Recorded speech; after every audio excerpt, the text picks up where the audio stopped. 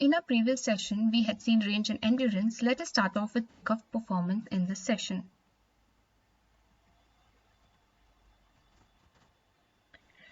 Total takeoff distance as defined in the Federal Aviation Requirements FAR is the sum of ground roll distance SL0 and the distance measured along the ground to clear a 11-meter height for a jet-powered civil transport or a 15-meter height for all other aeroplanes. The average force in the equation should be set to its instantaneous value at a velocity which is equals to 0.7 VL0.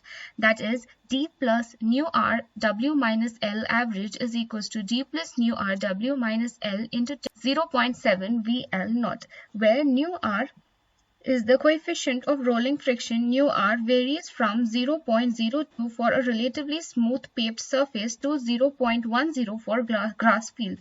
A further simplification can be obtained by assuming that thrust is much larger than either drag or the rolling friction during takeoff.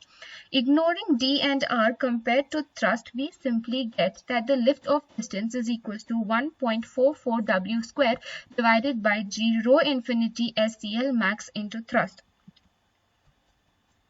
Lift-off distance is very sensitive to the weight of the aeroplane, varying directly as w square.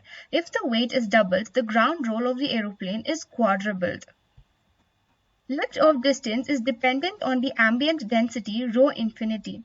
This is why on hot summer days when the air density is less than that on cooler days, a given aeroplane requires a longer ground roll to get off the ground.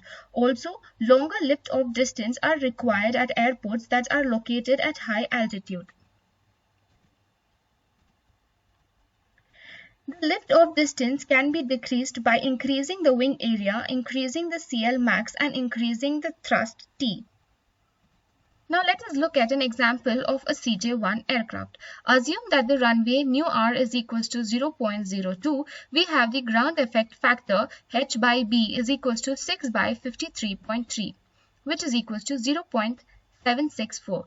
To find the lift-off velocity, the lift-off velocity is equals to 1.2 Vstall, which is equals to 274.76 feet per second. Now we know the velocity equals 0.7 into the lift-off velocity, which is equals to 192.33 feet per second. Average force should be evaluated at velocity of 192.33 feet per second. Hence, to calculate lift, we know the equation. Hence, by substitution, we get 9,712 lb. Now to find the drag, substituting in the equation, we get 520.7 lb.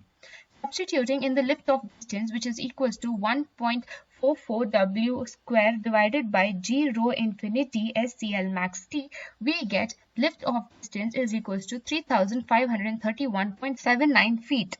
I hope you have understood takeoff performance. Let us move on to landing performance in the next session. Thank you.